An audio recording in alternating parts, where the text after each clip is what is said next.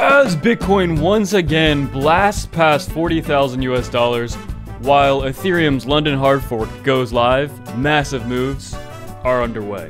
While the Bitcoin bears cause a diaper shortage across the world, the fundamentals have never been stronger. As the entire crypto market breaches above its final key daily moving average, and Bitcoin prepares for a massively bullish month of August. Is this the second wave that the bears have been so afraid of?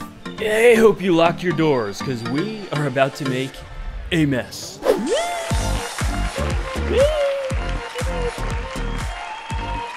I'm your host, 2Pump Pickle Boy, and you know what they say, the second blast always hurts the most. Absolutely true. We have so much going on today as Bitcoin once again breaches the $40,000 level. Ethereum breaches 2,800 US dollars as EIP 1559 from the London hard fork absolutely goes ballistic. But the big question is this month of August 2021 the true beginning of the massive second wave of this crypto bull market, which in fact is still in progress? Without any further pumperoo, let's bump on in. Wow, for everybody out there, make sure to call your bear friends and remind them to stop sniffing glue. Absolutely huge, guys. So if we jump in here yet again, I mean, every single day it's more and more bullish adoption, but here we have the past enemy of Bitcoin, turn delivery boy, Jamie Dimon. JP Morgan is said to be pitching an in-house Bitcoin fund to its clients. While Jamie Dimon remains skeptical, he has expressed an interest in satisfying institutional investors. And if there's one thing Jamie Dimon knows how to do, it's how to satisfy institutional investment bankers. The thing here is that, it doesn't matter if the CEO of JP Morgan likes Bitcoin or not. If the demand is there, then there's money to be made, and they're going to get into it. As we've seen over the last 4 years, where we see Jamie flip from absolutely calling it a scam and everything like that to pretty much dipping all of his toes into Bitcoin and more. And meanwhile, Bitcoin is on the verge of massive price movement. Basically here, there is a trend reversal pattern, and we talked about this yesterday, guys. The trend is your friend until the end. Well, the trend ended. The downtrend ended, and now the trend is bullish.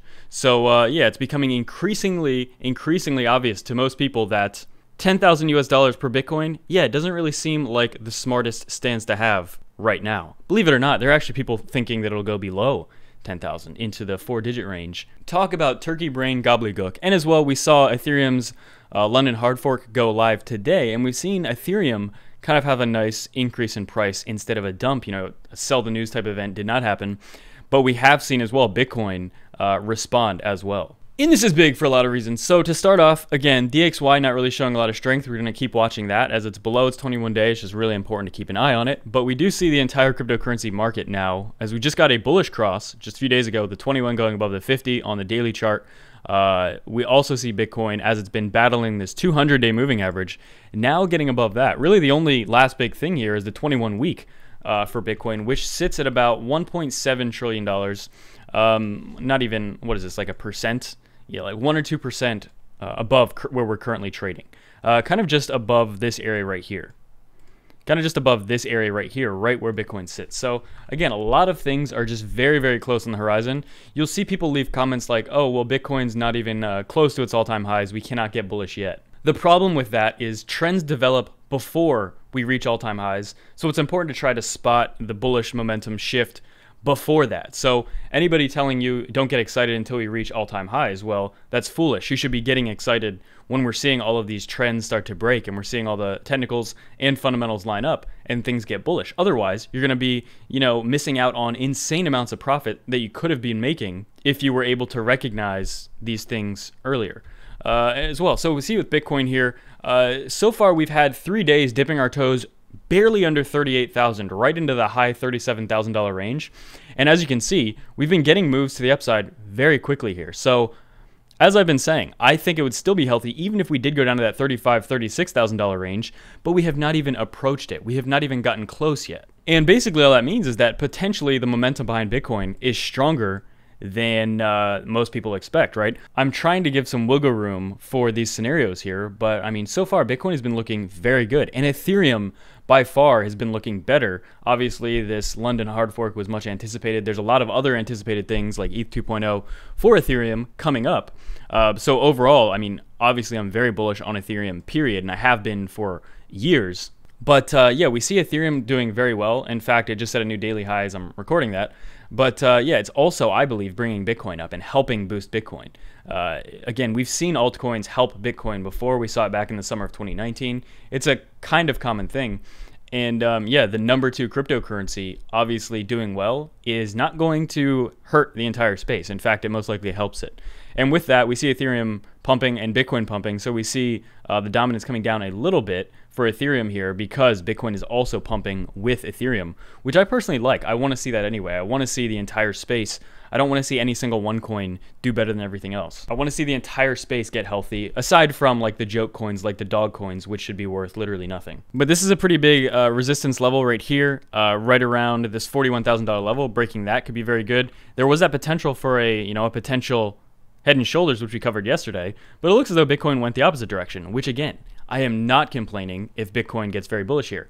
And yeah, we did touch on 41,000 very briefly right here. But you see exactly also where we bounced, just a key fettuccine level that we've had charted on here for months now. I think we charted this back, how long ago have we had this on here? Geesh Louise. We've had this on here for like 9 months. And it's still respecting all these lines here. I'm just going to keep extending it as time goes on as we're trading in these ranges because it's still accurate. But yeah, we just got a very quick touch right at the very top of this giant level right here, immediately bounced up. Again, that 42,000 is still a very key level. We very slightly got above it about a week ago, but concretely breaking that obviously is what we're looking for. And more so than anything, with just a few days left until we get a new weekly candle, getting a weekly close above 40,000, but ideally 41 or 42,000, is just going to be so bullish for crypto. And I personally could see this 21 week getting absolutely sliced through like it was nothing, which we have seen before as well. Sometimes these moving averages can be insanely important. I mean, like we saw, for example, this 50 week ended up being very critical in finding and just cementing a bottom here. But sometimes we also see them when momentum just shifts very strongly one way, to the downside or upside, they can get absolutely blasted. And I think getting a few more daily closes, and especially this weekly, above this long-term fettuccine retracement at about 40,000 is just exactly what we need to look for. And I think it's going to be coming sooner than later, guys. Just keep an eye on this MACD. I think things are about to shift very, very bullish here over the next few weeks. And yeah, I mean, if you don't see it and feel everything around the space, how everything's changing from all of the FUD we saw the past few months and all of the dumpiness, mainly the FUD was a huge driver of that, okay? There was not a lack of FUD at all. It was literally pure manipulation. The amount of FUD that came out pretty much on the hour was ridiculous. And now we're not seeing that. I wonder why, okay? Happens every time. But yeah, if you don't see this thing heating up again, just like it started to towards the end of 2020 and the beginning of 2021, believe me, it's very tangible and it's very obvious as well. But all key levels, again, basically, we talked about the same things. Love to see another higher high here over the next few days. And just, again, like I said, getting that weekly open above 40, but I think 41, obviously, I would just feel a lot more comfortable with that. Above 41 would be absolutely beautiful. Any further, Magoo? That's it for me. Bye-bye.